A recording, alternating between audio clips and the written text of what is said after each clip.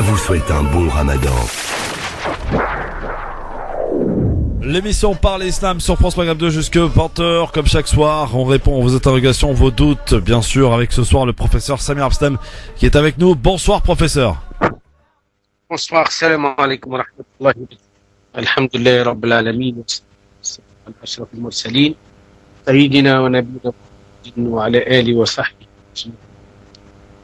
Effectivement, nous sommes dans les plus derniers jours du mois de Ramadan. Il paraît que dimanche sera le premier jour de l'Eid, quand même Australie qui annonce. En fait, je crois que là on sera l'Eid dimanche, mais on fera avec l'annonce officielle. J'aimerais bien parler d'abord du 29e jour du Ramadan, qui aussi contenir Laylat al-Qadr de côté, et aussi parler d'un point qui est très important, qui est, comme d'habitude, on sait soulever, d'en parler, qui est l'importance de maintenir, de garder les traces, les bonnes traces, les traces positives de ce que nous avons vécu. Je crois que nous avons de très bonnes habitudes après avoir écarté les mauvaises, et je crois aussi que nous avons testé, disons, notre faculté, notre volonté, notre capacité de résister et surtout de nous soumettre à la prescription d'Allah subhanahu wa ta'ala. Je crois que c'est l'enseignement majeur de cette expérience unique de ce mois de Ramadan. C'est que pendant une année, en fait, rares sont ceux qui ont cru un jour qu'ils pourraient répondre à l'appel d'Allah subhanahu wa ta'ala volontairement d'un côté, mais surtout avec beaucoup de patience et beaucoup de persévérance. Le jeûne du mois de Ramadan, ce sont des leçons, c'est de l'apprentissage, c'est de l'éducation avant tout.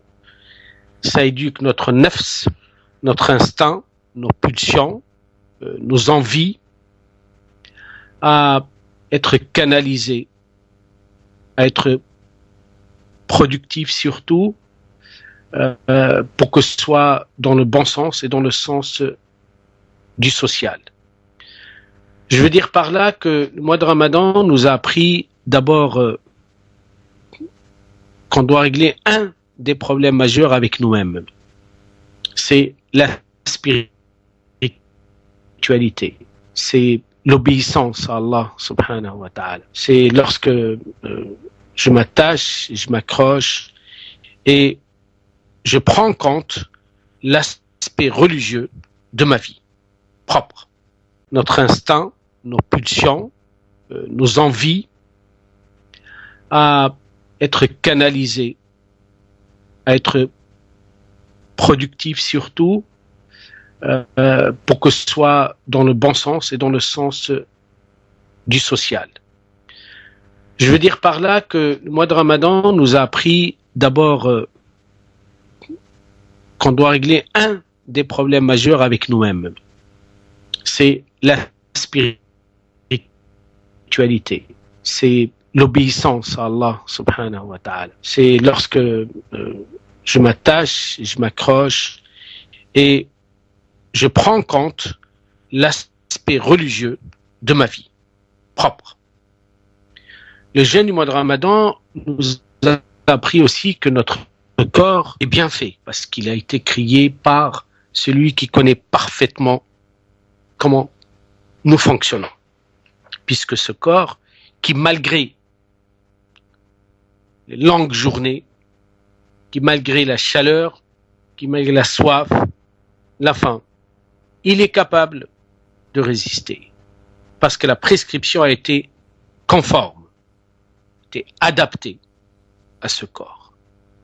Donc, plus de peur à ce que notre corps nous trahit, à ce que notre corps nous demande de faire des choses dont on n'est pas convaincu de faire.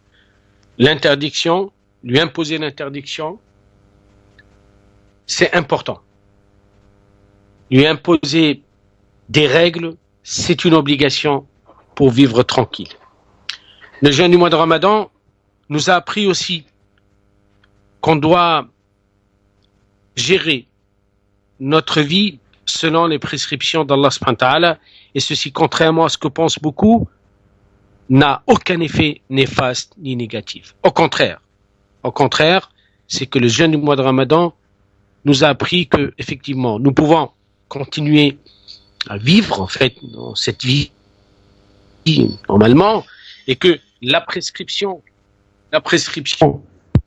du jeûne du mois de Ramadan de Allah subhanahu wa ta'ala n'est pas contraignant, n'est pas contraire aux besoins de l'être humain, au rythme de la vie de l'être humain. C'est vrai, pendant un mois, nous avons changé, le rythme de la vie, il a changé. Les nuits qui deviennent tarawih, salat, courtes, etc. Le sahour qui a changé aussi notre rythme, mais ceci était pour le bien-être de l'être humain. Je crois que nous devrions retenir une leçon du jeûne du mois de Ramadan, c'est que toutes les prescriptions ont le but et l'objectif de nous faire du bien et non pas du mal. Le jeûne du mois de Ramadan, je crois qu'il nous a appris la solidarité, l'entraide, penser à l'autre, vivre pour l'autre. Et je crois que c'est une valeur dont on a besoin sur cette vie aujourd'hui. Le jeûne du mois de Ramadan nous a appris que nous devrions résister, persister, patienter à toute forme de pression de la vie, et que le bonheur, et que notre bien-être, et que notre santé physique, mentale, psychique dépendra à partir de Ramadan, non pas de nos instincts, non pas de nos pulsions, non pas de cette tyrannie de la consommation, de la surconsommation, mais doit dépendre de la loi d'Allah subhanahu wa ta'ala. Je crois que c'est très important. Si chacun de nous tirera les leçons indispensables, nécessaires pour après le mois de Ramadan, et je le rappelle, pour finir, je rappelle que effectivement nous jeûnons un mois pour que l'année jusqu'à Ramadan prochain sera meilleure.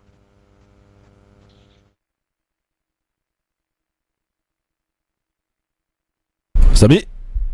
Oui. Oui, pardon, excusez-moi. Donc Samir Abstam qui est avec vous en direct jusque 20h, hein, oui, on dit qu'on n'est pas forcément en direct, en direct en studio, bien sûr ce soir, mon cher ami Samy, parce que vous avez passé une nuit entière Laylat Qadr cette nuit, hein, qui a été apparemment très très belle émission, bien réussie, mon ami Samy. Et puis demain matin vous êtes là, donc voilà, on vous a accordé un petit repos forcé, d'autant plus que vous deviez vous en remplacer sur le pied levé notre ami Jaballah qui est malade. Voilà, on lui souhaite d'ailleurs un prompt rétablissement. Alors, vos questions bien sûr au professeur Samir Abstam, 01 40 33 9000, 08 92 23 99 50. C'est jusque 20h évidemment sur France Maghreb 2, la possibilité de nous appeler pour poser toutes vos questions au professeur Samir Abstam. Comment ça va Samy, la chaleur, ça se passe bien? Wallahi, moi j'étais très content effectivement de la nuit que j'ai passée. C'est la première fois que j'enchaîne avec nos chers auditrices auditeurs. En fait, à partir de 1h30, le téléphone n'a pas cessé de sonner et on a eu des appels de partout. On a eu des États-Unis, on a eu en fait en dehors de nos frontières, et ça fait quelque chose de plaisir.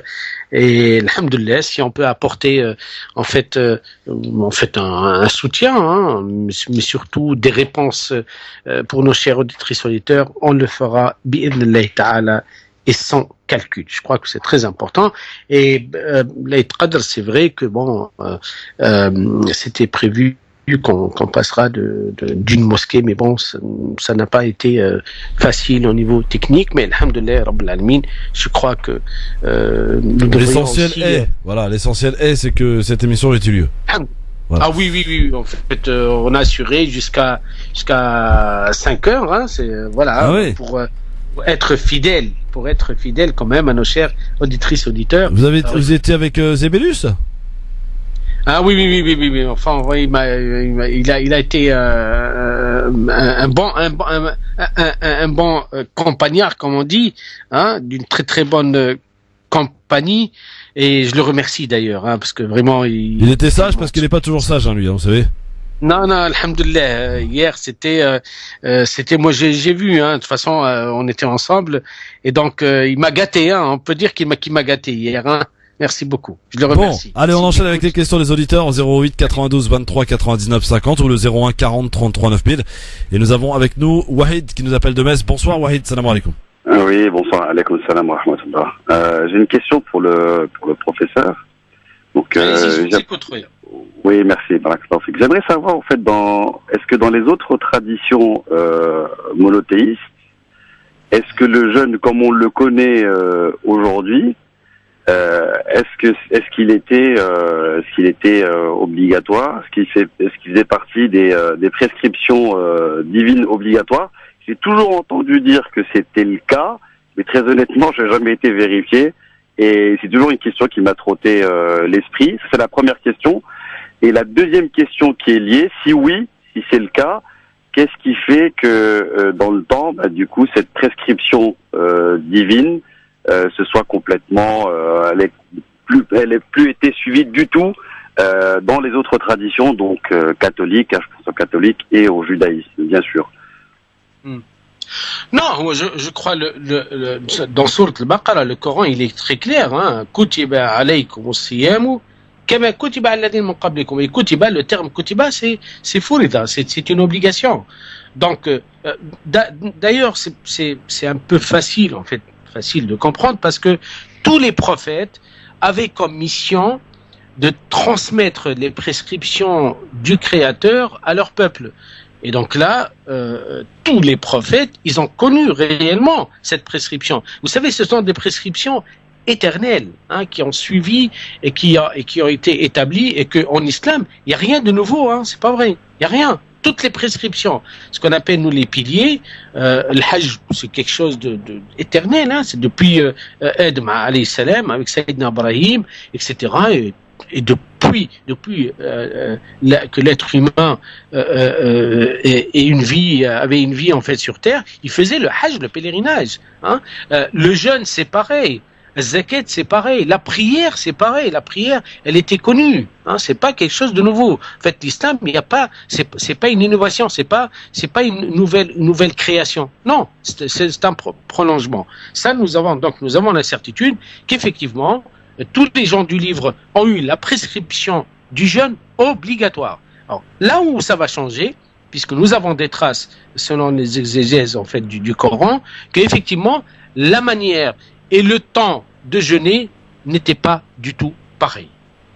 Je vous donne juste un petit exemple, c'est que, par exemple, au début de la prescription du jeûne, les hommes et les femmes n'avaient pas le droit d'avoir des rapports pendant la nuit, et non pas uniquement pendant la journée. L'interdiction a se prolongé complètement. Après, le Coran, il a dit, on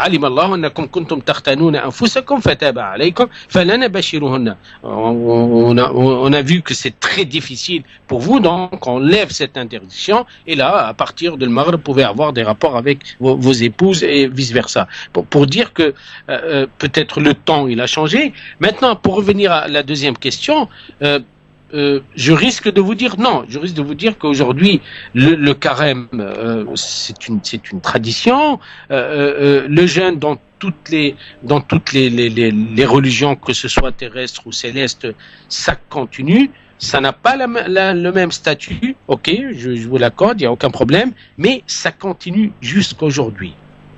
D'accord.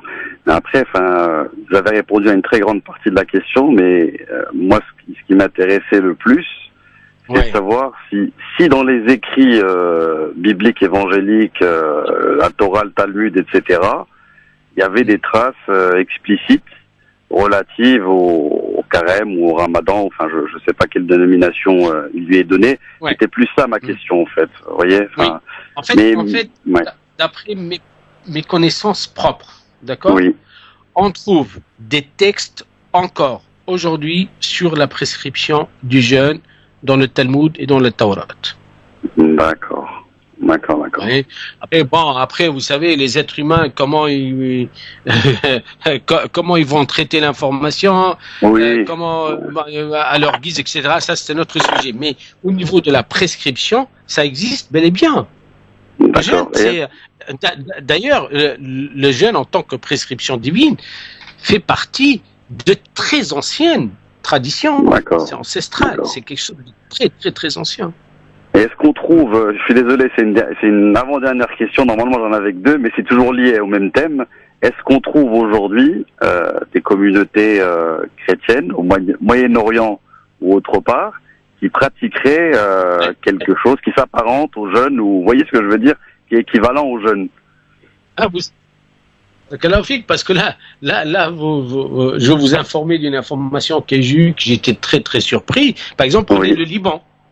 Oui. Les Libanais chrétiens, ils exercent cette tradition jusqu'à aujourd'hui. D'accord. En plus, ils imposent à leurs enfants. Comme ils imposent, c'est très bizarre. Moi, j'y suis ça il y a pas longtemps. Les chrétiens libanais, ils imposent à leurs enfants l'apprentissage du Coran. Ah oui, d'accord. Allez comprendre. C'est intéressant. Oui, c'est intéressant. Pour eux, c'est dans l'autre sens. Pour eux, c'est dans le sens de l'arabe, de la perfection, de la maîtrise de la langue arabe.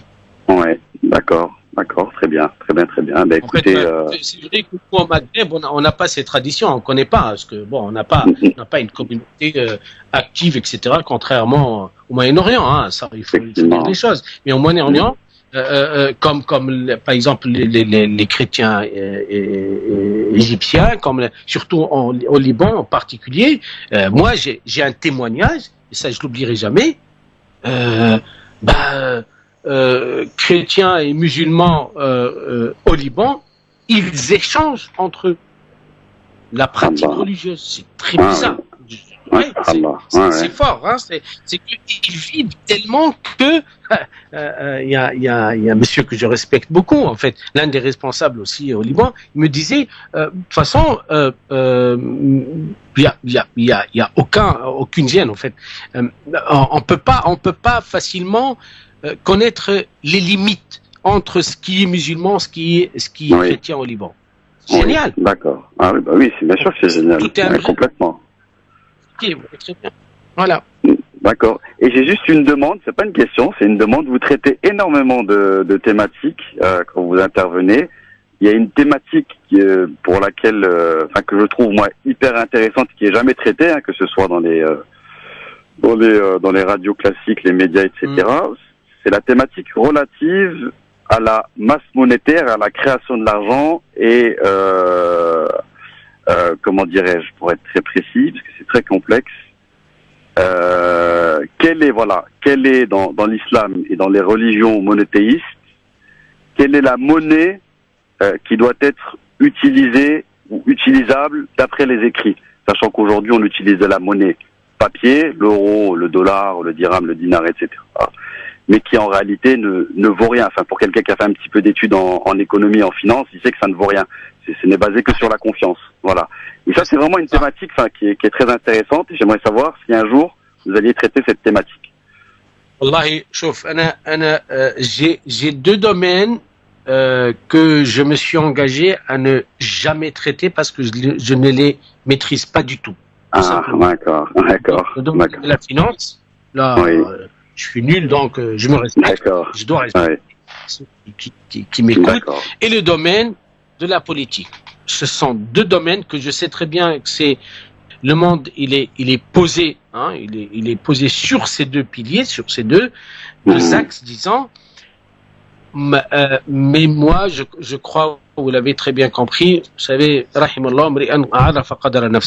c'est bien de se respecter ses limites, ses connaissances, et qu'on peut pas tout connaître. Mais moi, je suis ouvert, au contraire, en fait. S'il y a au contraire, je suis très curieux, heureusement, mais je ne me vois pas du tout m'aventurer dans des sujets que je ne maîtrise pas.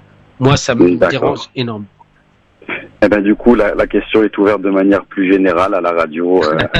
Merci en tout cas, cher monsieur. Merci à vous en tout cas pour votre question. Merci à vous, merci. Au revoir. 08 92 23 99 50. Avec qui sommes-nous là de l'autre côté du standard? Bah c'est parti. Donc 01 40 33 9000. 08 92 23 99 50 bien sûr pour nous appeler pour vos questions. Avec quelqu'un. Le bonsoir. Oui, bonsoir, salam alaikum. Votre prénom, madame? Oui, je m'appelle Soraya. Soraya, est-ce que vous nous patientez s'il vous plaît? On a la pub, oui. On est de retour très vite. On est où avec vous? Dans quelle ville? Sur Rouen. Sur Rouen, très bien. À très vite, tout de suite, Soraya, tout de suite. France Maghreb 2, France Maghreb 2. Parlez Islam. Parlez Islam.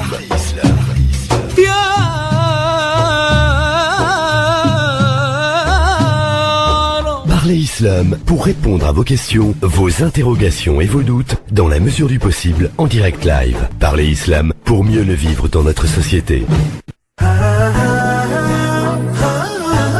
Parlez Islam avec le professeur Sami Abstam jusque 20h sur France Maghreb 2 et vos questions en direct, mon cher Sami. On était avec Soraya donc qui nous appelait de Rouen. Soraya, bonsoir, salam alaikum. Oui, bonsoir, salam alaikum. Salam. Je vous écoute. Donc voilà, j'ai une petite question. Voilà, ma fille fait le jeûne depuis 1 an maintenant, depuis qu'elle est pubère. Et en fait, à l'école, au niveau de l'école, elle va avoir une sortie scolaire. Et lors de cette sortie, bon là, elle continue à faire le jeûne. Et là, lors de avant la sortie, la maîtresse lui a dit, bah écoute, ne fais pas le jeûne pendant la sortie. Enfin, si tu fais le jeûne, tu ne viens pas à la sortie. Donc moi je voulais savoir, comme le voyage est situé à peu près 50 km de notre domicile, je voulais savoir est-ce que ma fille est obligée de jeûner ou est-ce qu'elle peut ne pas jeûner le jour de la sortie scolaire? Alors, si j'ai bien compris, parce que là il reste que 2 jours. Oui, oui. Donc ça sera demain ou après-demain? Voilà, c'est ça. Tout d'abord, juste une chose qui m'a un peu interpellé, c'est que la maîtresse n'a pas le droit. Voilà, oui. Enfin, elle n'a pas le droit du tout. En fait, c'est pas ça la concerne pas du tout. Je sais pas. Bon, c'est donc c'est là où ça pose un petit problème. Après, wallahi, moi j'aimerais bien renvoyer la question à votre fille. C'est elle qui doit prendre la décision. Bah, elle veut jeûner. Ouais. Elle veut jeûner. C'est tout. Elle jeûne et elle part avec eux tout en étant jeûnant et elle n'est pas obligée de leur dire qu'elle jeûne, tout simplement. D'accord. Elle n'est pas obligée. Elle part avec tout le monde, rigole, etc. Elle profite, etc. Lorsque vient l'heure de manger, elle mange pas, c'est tout. C'est pas compliqué. Oui, oui. D'accord. Je crois mais que là, nous, dans un autre cas, par exemple, si voilà, dans le même cas, bon, si la maîtresse n'avait pas dit ce qu'elle avait dit, dans un autre cas, si par exemple ma fille voulait manger, est-ce qu'elle aurait pu, sachant que voilà, c'est toujours question de voyage ou de sortie. Voilà, en fait, si nous prenons la règle du voyageur, elle peut être considérée comme voyageur. Mais il y a un nombre, il y a un nombre limite de kilomètres, non? Par rapport au voyage. On parle de 80. Voilà, c'est ça, d'accord. En fait, ça va, il parle de 80 kilomètres. D'accord? Oui. Bon, maintenant, dans le cas où, là, on parle dans l'absolu, on parle pas de réalité. D'accord? Si elle peut se considérer voyageur, elle se dit, je suis voyageur. Tout simplement. Voilà. Là, c'est 80 km aller ou 80 km aller-retour? Non, 80 km aller. D'accord, très bien. Donc, moi, je crois que le problème est réglé. Tant que votre fille, elle tient à son jeûne, c'est quelque chose de très discret, ça la concerne que elle n'est pas obligée, en fait, je crois, et je suis plus que certain, elle n'est pas seule. Hein. Pardon? Elle n'est pas la seule. Dans la classe, je ne sais pas. Je crois qu'elle doit être une des seules dans la classe. Non, oui, donc elle sera la seule. Voilà, vous savez, ça c'est, on connaît très bien aujourd'hui comment ça se passe dans les lycées. Oui. Merci Soraya pour votre question en tout cas. Elle devrait décider. Voilà, madame. Merci, à bientôt, au revoir. Merci beaucoup, Soraya. Allez, on va maintenant parler, si vous le voulez bien, 5 minutes de notre radioton qu'on a lancé depuis 15 heures avec le CBSP, le Comité de bienfaisance de secours aux Palestiniens, pour venir en aide aux Palestiniens depuis donc cet après-midi 15 heures jusque samedi soir, pour aider les Palestiniens de Gaza, de Cisjordanie, du Liban et aussi en Turquie. Là, ça concerne évidemment les réfugiés. Et on fait un point donc sur notre radioton avec Mouloud Bouzidi, le président du CBSP. Bonjour, président. Directeur, bonjour. Bonjour, monsieur le directeur. Bonjour Christophe, bonjour les auditeurs. Alors, où en est-on dans ce radioton? Pourquoi vous sollicitez les auditeurs pendant 2 jours au travers de notre radio France Maghreb 2? Parce que c'est presque la fin du Ramadan. Il y a l'aumône obligatoire Zakat al-Fitr qu'on doit sortir. Il y a le projet du CBSP, 700 000 € débloqués cette année ou consacrés pour le projet Ramadan.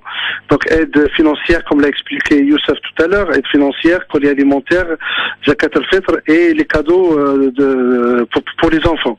Donc on va dire, c'est la dernière ligne droite. Un radioton, c'est pour informer le plus de monde.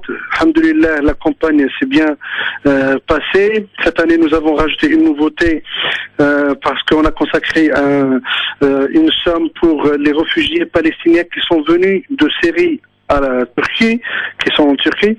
Donc c'est à la fois pour sensibiliser, à la fois pour informer, et à la fois pour remercier aussi, comme c'est la fin du mois, remercier tous les donateurs qui se sont impliqués avec nous par les invocations, par les dons, et surtout par les dons, parce que c'est les dons qui changent en réalité la situation de ces personnes vulnérables.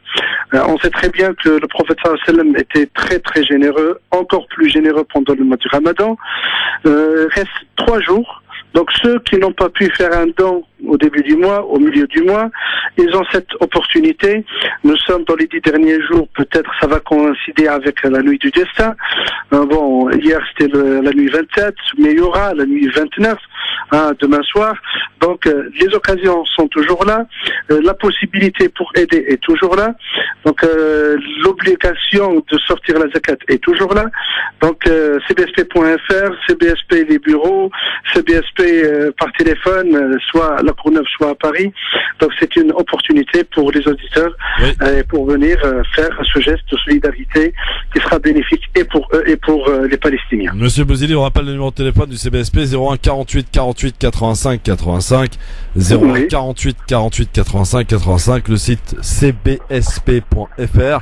Et puis bien entendu, pour ceux et celles qui souhaitent envoyer par un chèque par la poste, c'est donc CBSP 1 avenue Hélène Boucher, voilà, cherchez 93 120 La Courneuve, avec le dos du chèque opération Ramadan.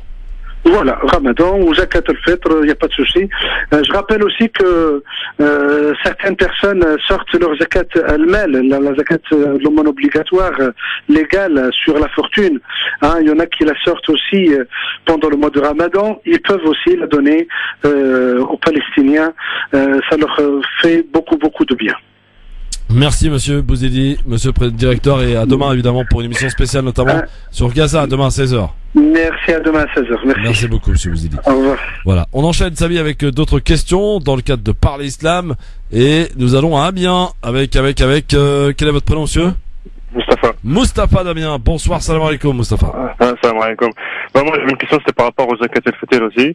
C'était parce qu'il y a la semaine dernière j'étais à un prêche dans une mosquée qui me disait qu'il fallait le donner selon la sunna du prophète sallallahu alayhi wa sallam, un sac de nourriture. Et d'autres mosquées qui disent qu'il fallait donner 5 € par personne à charge. Donc voilà, et j'ai vérifié un peu j'ai fait quelques recherches par rapport à certains savants musulmans.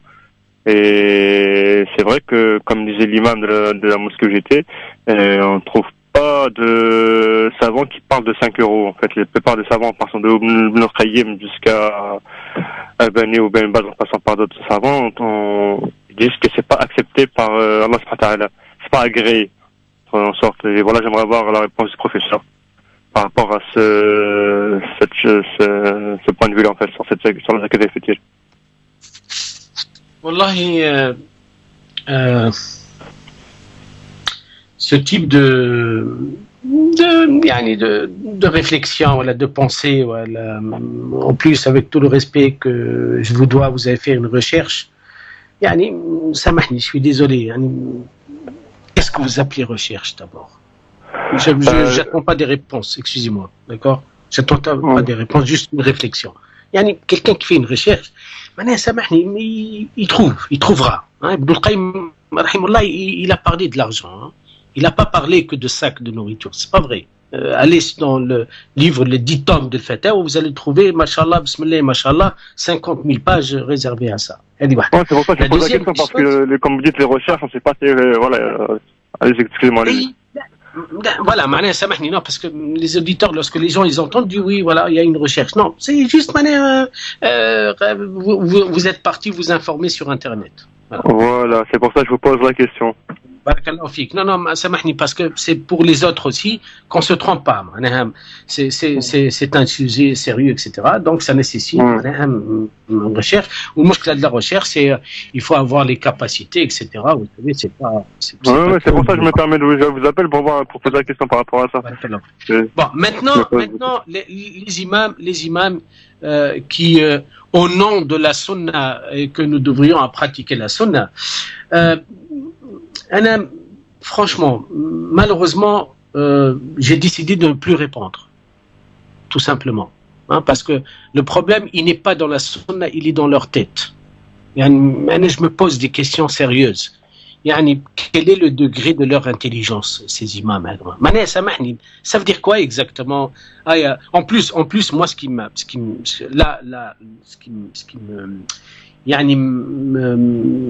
dérange sérieusement, c'est que ce n'est pas valable. Ah, wallahi, si un imam il dit, écoutez, à l'époque du prophète alayhi salatu wassalam, il y avait que de la nourriture.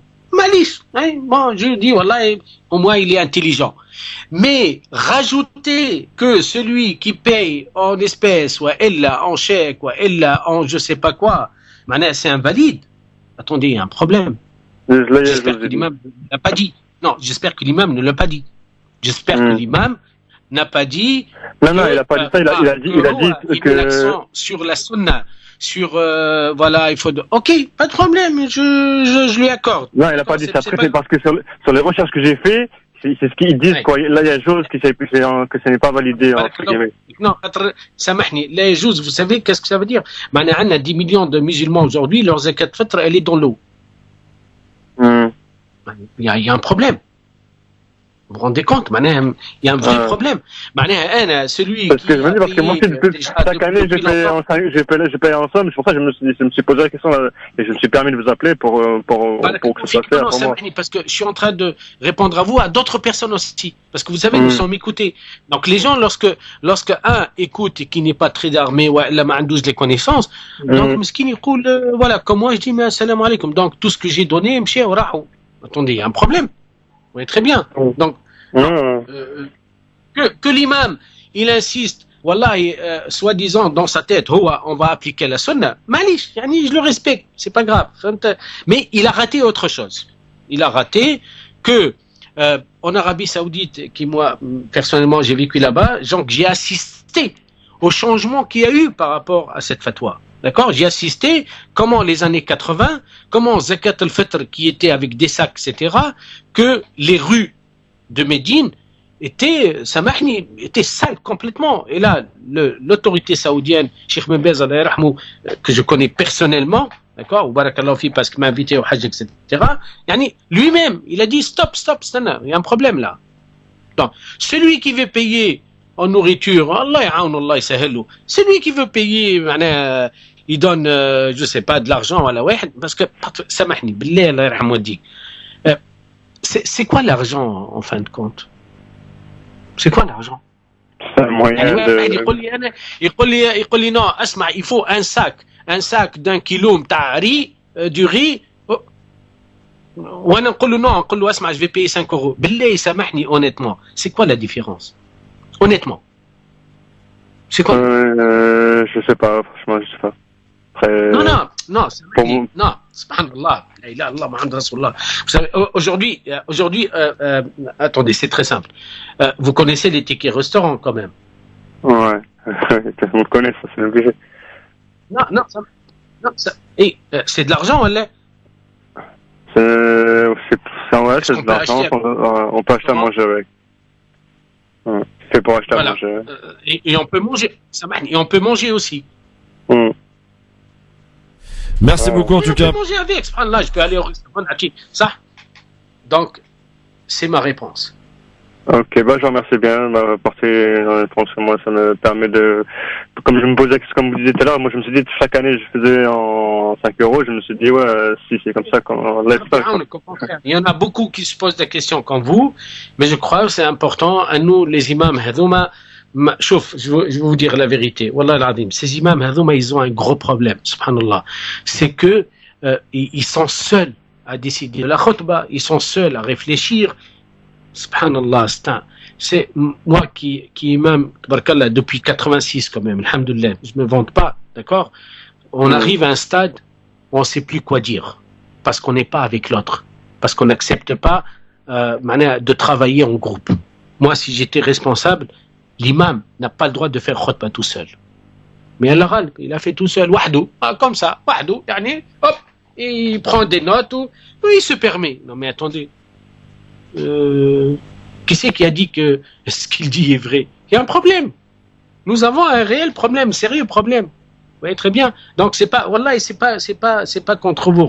L'axe au contraire, barakallahu fik, pour la confiance. Mais c'est juste pour dire, mais arrêtons, parce que je me rappelle très bien une année, il y avait, oh là, ça y est, c'est fini, ou voilà, la sunna, ou les gens, naïfs, qui sont gentils, qui aiment le prophète, alayhi salatu wassalam, se disent, oh non, mais qu'est-ce que j'ai fait de ma vie là? Ça y est, en plus, j'ai désobéi. Alors là, vous savez l'analyse, hein.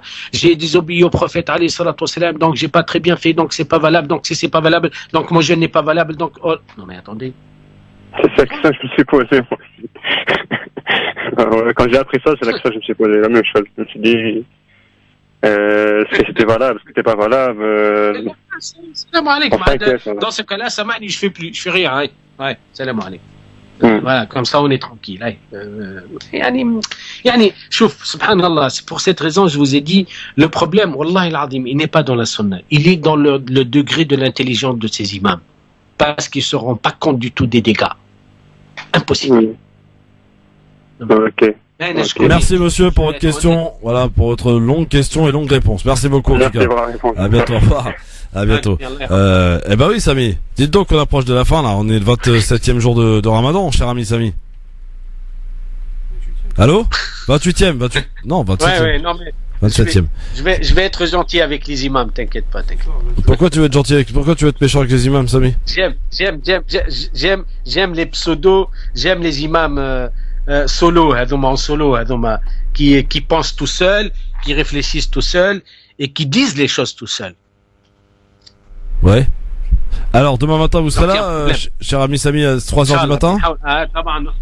Bi'idhnillahi ta'ala, je serai au rendez-vous avec nos chers auditrices auditeurs pour, comme chaque matinée, 3h30, 5h, si Dieu nous prête vie, bien sûr. Pour l'avant-dernière? Avant-dernière? Oui, effectivement, parce que moi, Inch'Allah, je ferai le Eid le dimanche, Inch'Allah. Ah oui? D'accord, bah écoutez, parfait. Donc a priori, c'est l'Eid dimanche, quoi. Inch'Allah. Bon. Eh bien, merci beaucoup, Samy. Rendez-vous demain matin à partir de 3h30, évidemment, pour démarrer la journée du 28e journée du mois sacré de Ramadan. Sahab Tolak Samy. Merci beaucoup. À demain. Merci Christophe, à toi. Merci à vous. Restez bien à l'écoute de votre radio. Sahab Tolkom, et à demain si vous le voulez bien.